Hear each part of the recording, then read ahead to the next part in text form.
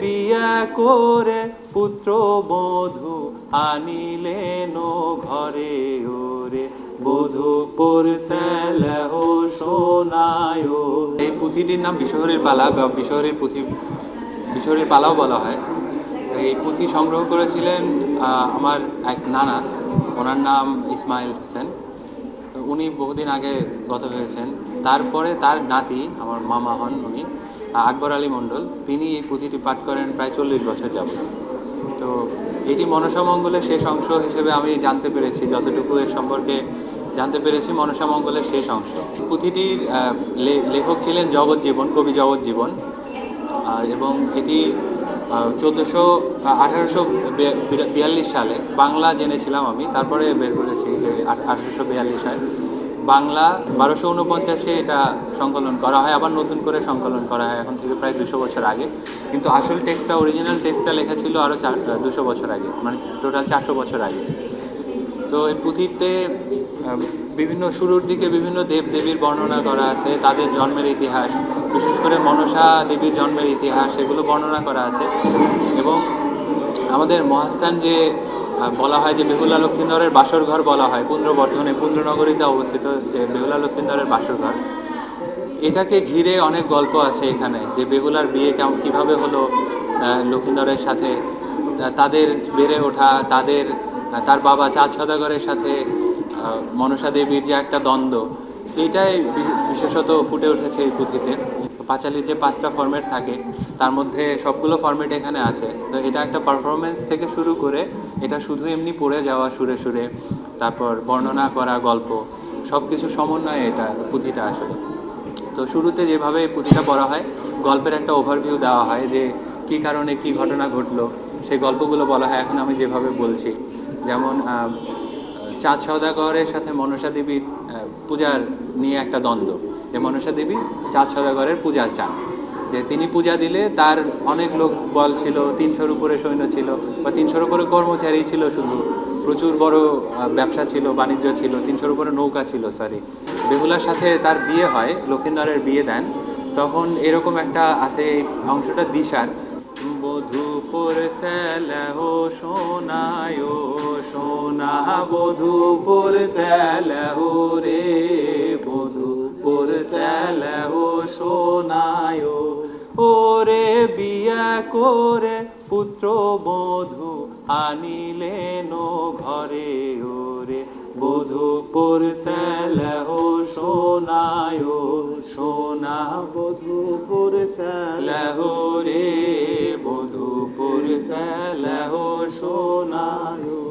ওরে আনন্দে সুন্দরী সোনা সুমঙ্গল করে ওরে, বধূ পরশালহ সোনায় সোনা, বধূ পরশালহ রে, বধূ পরশালহ সোনায়। এখানে যে গল্পটা ঘটছে, যে ওই মনসা দেবীর সাথে চাঁদ সওদাগরের দ্বন্দ্বের কারণে তারা বাড়িতে রাখেননি। চাঁদ সওদাগর একটা লোহার একটা দুর্গ তৈরি করেন, যেটাকে ম্যান্ডব ঘর বলা হয়েছে এই পুঁথিতে। তো এই ম্যান্ডব ঘরে তাদেরকে রাখা হয়। সে সময় সে খুব সুন্দরী, তাকে গুণধরী বলে, বিদ্যাধরী বলে, বেহুলাকে বিদ্যাধরী বলা হয়। তো বিদ্যাধরী বেহুলা এখন তার নববিবাহিত স্বামীকে বলছেন যে এটা তোমার কীরকম ব্যবহার, যে আমাকে একটা এরকম লোহার ঘরে নিয়ে এসছো।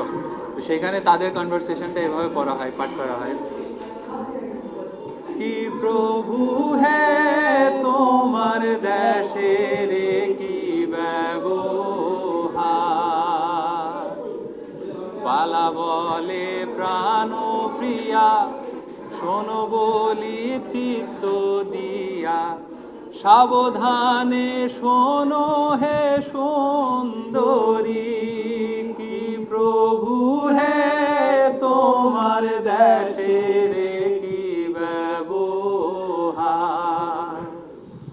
সর্পে খাইছে ছয় ভাই, এই মনে সন্দেহ পাই, লোহার মন্দিরে বাসর করি, কি প্রভু হে তোমার দেশের কি ব্যবহার। তখন বালা আর বালি বলছে দুজনকে, বালি বলে প্রাণের নাথ, কহ মোরে সেও তথ্য, ছয় ভাইয়ে খাইলো কেন সাপে, কি প্রভু হে তোমার দেশের কি ব্যবহার। বিশাল লম্বা স্টোরি, এটা পড়তে প্রায় 7 দিন সময় লাগে যদি পুরোটা বর্ণনা করা হয়। 7টা রাত লাগে। এশার পর থেকে শুরু করা হয় ট্রেডিশনালি, যে রাত 8টা-9টা থেকে শুরু করলে ভোর 4টা পর্যন্ত এটা টানা পড়ে গেলে, গল্প সহ পড়ে গেলে বা পারফরমেন্স করলে এটা মোটে 7 দিন টাইম লাগে। আর শুধু যে বেহুলা লক্ষিন্দরের গল্পটুকু, সেটুকু পড়তেও প্রায় 4 দিন, 3 থেকে 4 দিন সময় লাগে টানা সারা রাত পড়লে। এটার খুবই একটা ইন্টারেস্টিং ব্যাপার যেটা এই পুঁথিটার, বিসমিল্লাহির রহমানির রহিম লিখে আবার বলে রামপদে ধবিরান গেল উড়াইয়া দিয়ে, মানে রাম নাম দিয়ে শুরু করছে গল্পটা, কিন্তু যিনি লেখক, পুঁথি লেখক, যিনি বাঁশের কলম দিয়ে তারপর কালি দিয়ে তুলোর কাগজে লিখেছিলেন, তিনি লিখেছেন, তিনি একজন মুসলিম ছিলেন। এই পুঁথিটাকে আমাদের যে ফ্যামিলি এটাকে এখনো পর্যন্ত ক্যারি করছেন, তারা সবাই মুসলিম ট্র্যাডিশনের লিখছেন মামা। সেটা হয়তো 2024 সালের একটা সংকলন হবে। আমাদের লুসি তৃপ্তি গোমেজ, উনিও এটা লেখার একটা আগ্রহ প্রকাশ করেছেন। যে তো তাহলে ব্যাপারটা আরও খুবই ইন্টারেস্টিং হবে যে একটা বৈষ্ণবী একটা টেক্সট, সেটাকে একজন মুসলিম, একজন খ্রিস্টান, তারা মিলে লিখছেন, আবার একজন মুসলিম সেটাকে পড়ার চেষ্টা করছেন, শেখার চেষ্টা করছেন। এটাকে আমরা পুরোটা একটা পারফরমেন্সে কনভার্ট করব, যে এটার সাথে নাচ থাকবে, এটার সাথে যে এর যে দিশা থাকবে, দিশার গানগুলো, সেগুলোকে ঠিকভাবে পারফর্ম করা।